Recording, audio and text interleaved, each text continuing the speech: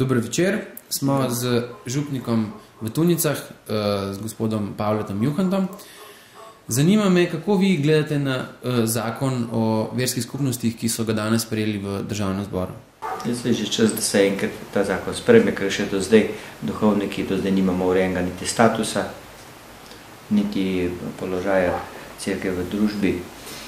In pa jaz upam, da bodo dali še tiste osnovne stvari, da bodo te božje zapovedi v podporo tudi naravnim zakonom, ker je pregovor. Narava nikoli ne odpušča, Bog zmeraj človek včasih.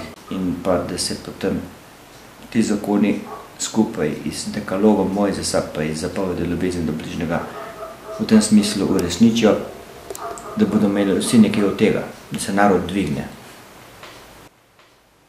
Kako se pa ena majhna župnija, kot so rečemo Tunice, koliko ima faranov? Tam ima 630 prebivalcev. Pa je pa še ena župnija, Šentruška gora, ki ima 200. No, pa kako se rečemo tako? Zmeri težje se financira. Kako se financira, ja? Zmeri težje. To so te redne pulse, ampak to je niti ni za pokritja položenc. Če hočeš kaj drugega delati, moraš nekakšen natečajec, ki obnavljati.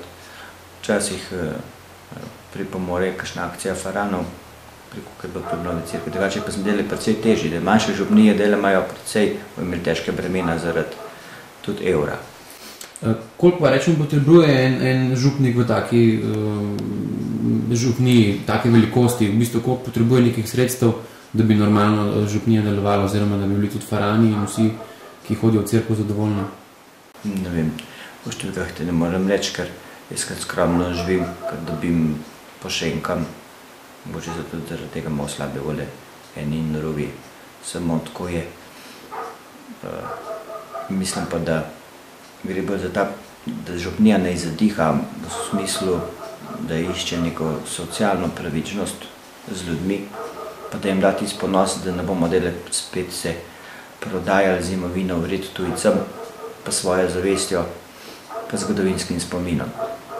Kako pa komentirate, da so nekateri župniki svetovali faranom svojim, da bi v mašah v puščico dajali bolj papirnat denar, kot pa evre v kovancih? Ja, to je v vsaki šali ima v resnici, ne bi vzel to tak halo, ker itak se bojo veseli, če bojo sploh kovanci prišli, oziroma podpiram tisti predlog, da bi uvedli papirnate evre za 1 in 2 kovanca. Namest kovancov naj bo tudi evro za 1 evro in 2 evra, to podpiram. Sedanjost, preteklost in prihodnost stapla v tekstih 5 Mojzesovih knjig. Kako pa bi morala cerkev v bistvu gledati v prihodnost in kako pridobiti nove farane oziroma nove vernike, oziroma kako povečati zaupanje v inštitucijo? Ne, vrniti upanje v Boga. Kako pa? Bog vera je osebna zadeva z Bogom. In pa se truditi vsak po svojih močeh, da bi si verodostojen. Koliko pa stane, rečemo, ena povprečna maša? Ne, se to je, zdaj mislim 17 evrov je, da ni povprečna, ampak je vse tarifa, ki škofija. Kako pa gledate na uvedbo vstopnine na Blejski avtotok za ogled cerkve? Ja, to ne vem, še nisem včeraj sem bil sicer na Bledu, pa me ni še noben pobaral, da bi mogel plačati. Jaz bi jim mogoče predlagal, da ne grejo polet z drsalkam na Bled, pa ga bo videli. Prišli bodo potem še mnogi pravi z njegovim imenom, pravi Kristus. Prišli bodo tudi antikristi. Kako naj bi izgledalo, če bi si župnik zaželel iti v pokoj, ko bi na nek način že prišel tista leta, ko bi moral malo bolj počivati? Ja, praktično za župnega počitka ni. Pa se pa vsak na osebni zadevi to rešuje. Samo se hecamo, ko bomo pa toliko starejši, da nič več ne moreš, pa prošel svetega očeta za odstrel.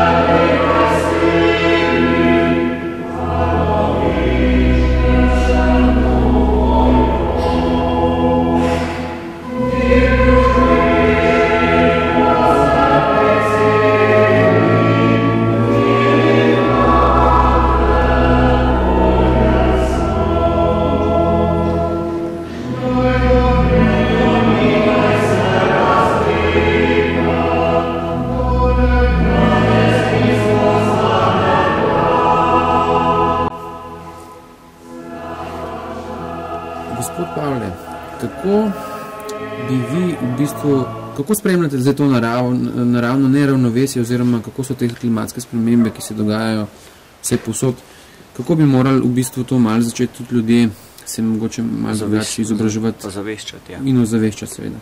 Ja, tile podprem.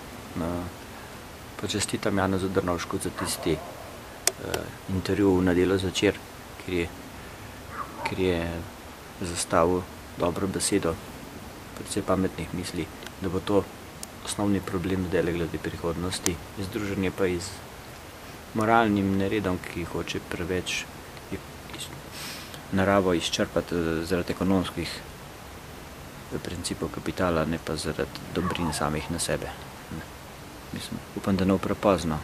A mislite, da bi lahko tudi cerkev se mogoče bolj dejavno vključila v to ozaveščanje ljudi glede klime in narave in naravnega ravnovesja? Seveda se lahko, se to je duhovnik. Lahko tudi reče, če kakšen pride ekspot, kam pa star avto pelil v kjer graben. Ker pet punga za pokoro, pet pa punga pa ga nazaj pripelj na odpad.